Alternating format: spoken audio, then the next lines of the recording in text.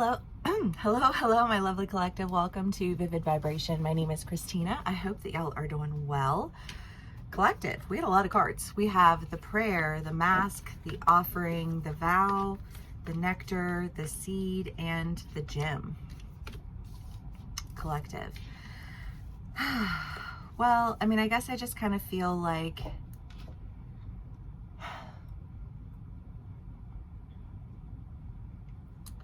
a story of hidden value.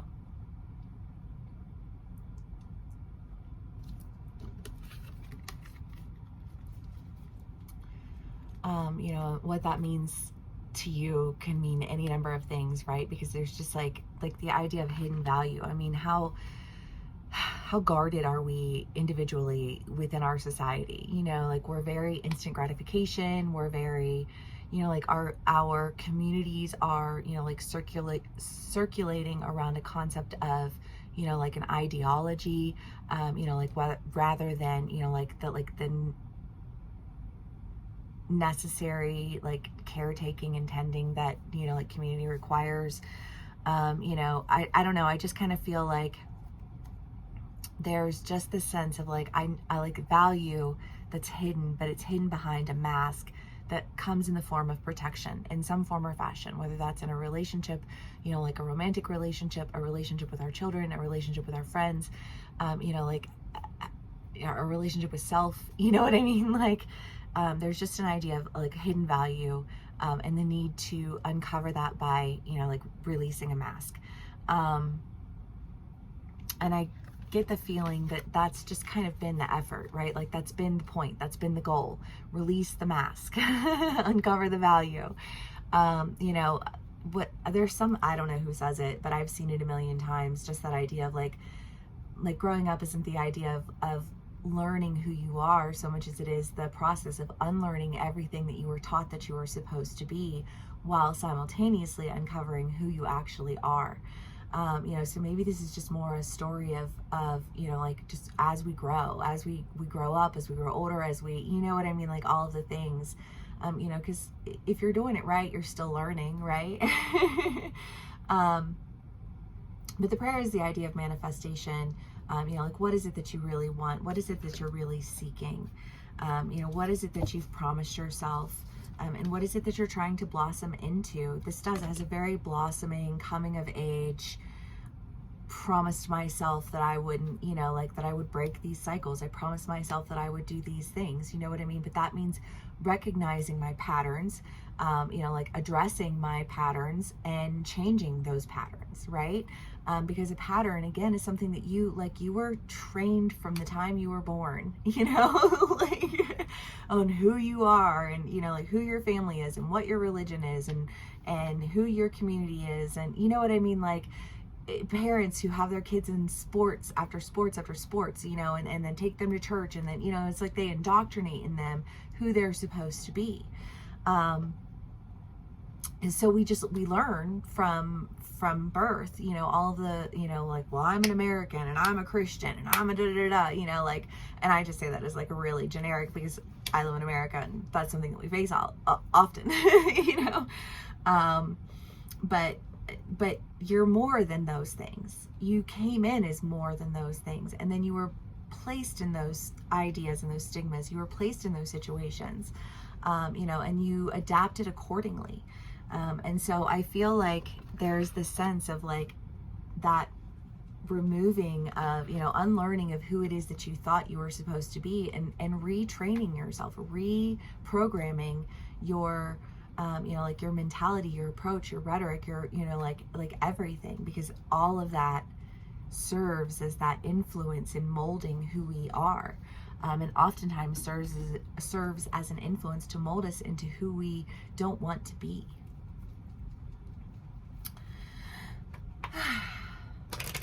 Collective. I hope everyone is doing well, having a lovely day. Okay, let's do some clarifiers. The Queen of Swords. Some cards I can't see. Okay. The Chariot, the Seven of Pentacles, the Knight of Cups, the Nine of Cups, and the Page of Pentacles.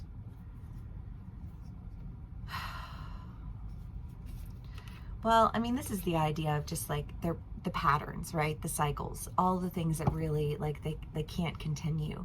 But when we leave our patterns behind, it feels like we're leaving ourselves behind, and we're not, right? Like you're leaving behind the mask. You're not leaving behind the value. And I feel like you know that, but it's just kind of that idea of like confirmation. Sometimes we just need that confirmation. Page of Pentacles, Knight of Cups, Queen of Swords, and the Chariot.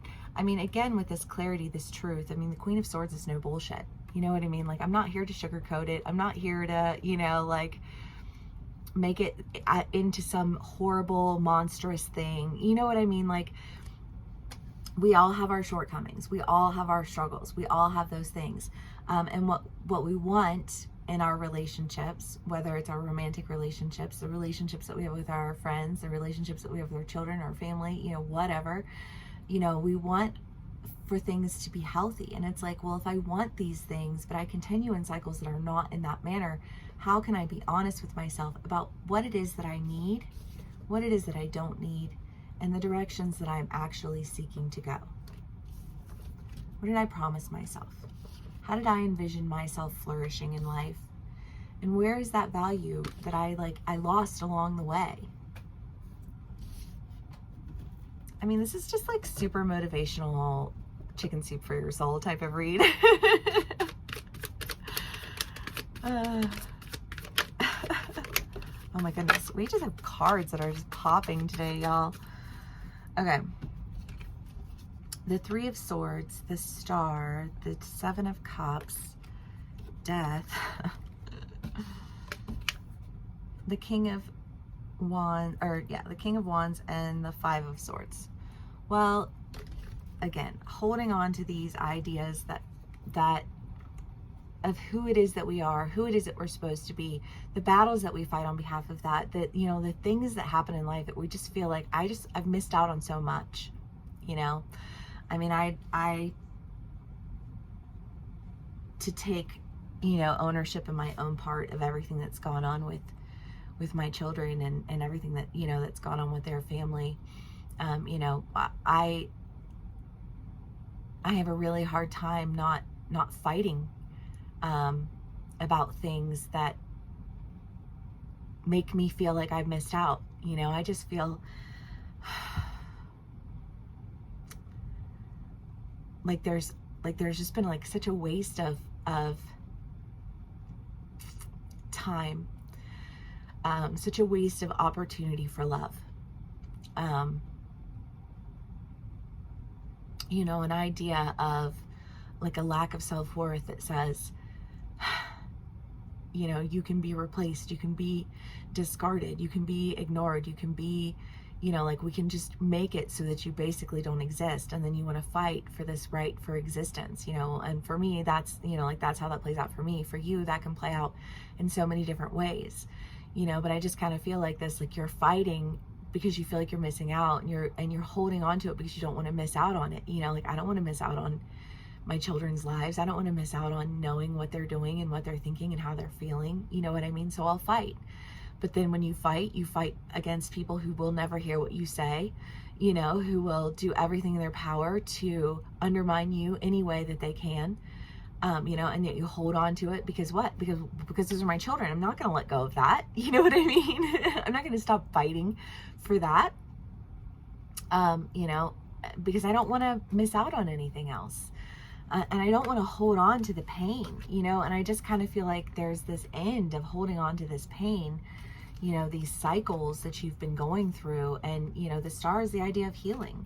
The King of Wands is definitely like a moving into action. And I feel like that's what's happening. You're taking those manifestations, you're taking those prayers, you're taking those hopes, you're recognizing all of the bad that was, and you're saying, I know that this bad existed, I know that this happened, I know that I was a part of it, and even if I can justify my part in it, it still doesn't make it okay.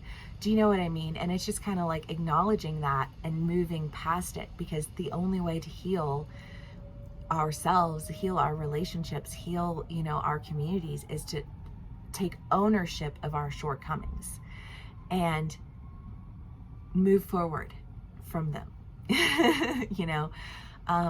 by acknowledging it. And again, this can play out in so many different ways. Just like for me as a part of the collective, it's played out for me, and like in healing the relationship with my boys, and struggling through that, struggling through the frustration that we feel, struggling through the anger that we've experienced, struggling through the hurt that we've experienced, like, how do you heal it if you can't fight it? And your natural reaction is to fight, right? That's a hurdle, that's a challenge. And yet I think it's something that we've prayed for. It's something that we've wanted. However that plays out for your life, whether it's, a relationship with your partner, or, with your family, and you just want everything to be okay. If it's at work and you're like, I've started taking note of what upsets me, why it upsets me, how it upsets me, why I can't work certain jobs, why I can't be in certain communities, why I can't do all of these things. And if I acknowledge that there's a trigger point for me within those things, and I choose to not engage with them, then I'm able to start engaging with healthier communities for me, because what's healthy for me isn't necessarily healthy for other people. What triggers me doesn't necessarily trigger other people. You know what I mean? Like, there are all of those types of things that we have to take into account, when we're moving forward, when we're wanting to, bring our manifestations into life, breathe life into them. And I feel like that's just a process of elimination, a process of understanding, a process of, connecting with people who you can heal with, and connecting with them in a sense of, I just feel like, I know this isn't easy, but it's so necessary, and literally there's nothing that I wouldn't do, even if it means that it's the most uncomfortable thing in the world for me. And I feel like there is an idea here of there being something that you're dealing with that has been extremely uncomfortable for you, that you've held on to, that you fought for, that you missed, and an opportunity for you to finally go in a direction of healing, of clarity, of an acknowledgement of, what needs to go, and which way it needs to go, in terms of you, in terms of what you're wanting to do, and how you're wanting to heal, and how you're wanting to approach relationships.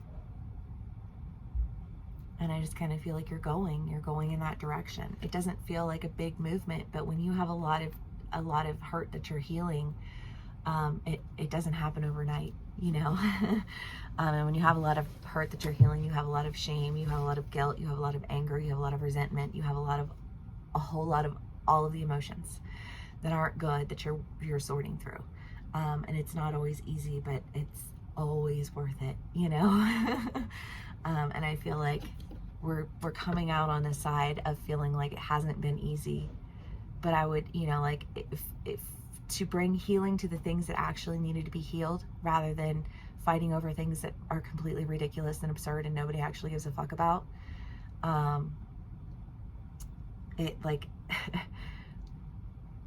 It's just so much more beneficial. It's just so much more helpful. It's just so much more healing, And I know it sounds like an obvious statement, but when you're dealing with emotional triggers and trauma and everything else, cycles and patterns, it's not easy to go through it. It's not easy to face it. It's not easy to address it. And the most beautiful, blessed thing that you can experience is friends, family, lovers who know that and honor that and work with you through that, The star again, love. The Three of Swords, the Queen of Cups, the Knight of Swords, the Knave of Wands, the Empress, and the Knave of Cups. Well, again, with this, these patterns and this desire to move past it with understanding, with love, to bring healing to the heartache. And again, with the knaves and the knights, the pages, the knights, it doesn't feel like a whole lot right now. But sometimes I think maybe that the offering itself is just that saying,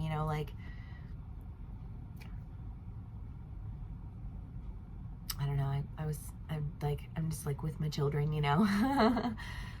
But I also am aware of the fact that like they're not necessarily going to communicate in the same way that I'm going to communicate, but it doesn't negate the importance of my communicating with them, you know, and my acknowledging things, even if they're not asking me to acknowledge it, you know, like it, like, I think when you're dealing with your children, there's just kind of an expectation, like you're my parent, you should know, right?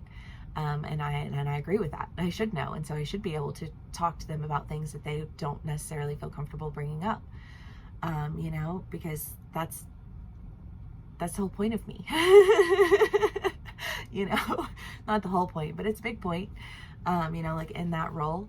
And I don't know which side of that role you're on.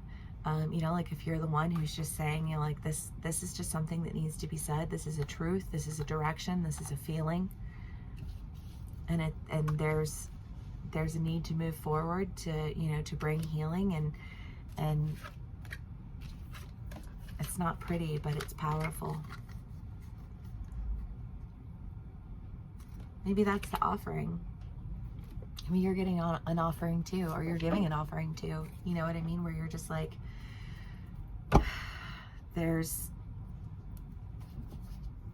what I want is happiness. What I want is healing. What I want is for, you know, like the value to be visible, because I don't have to bury it beneath all of my guards and my barriers of protection and anger and fighting on my behalf. You know, I just feel like this, like I don't want to fight anymore. I haven't wanted to fight, but I've been in fight or flight, and so I've been in hopping in between the two, you know, and it's just kind of like I don't want to live like that anymore.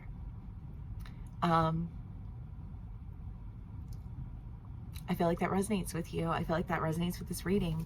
It's beautiful and I love it, you know.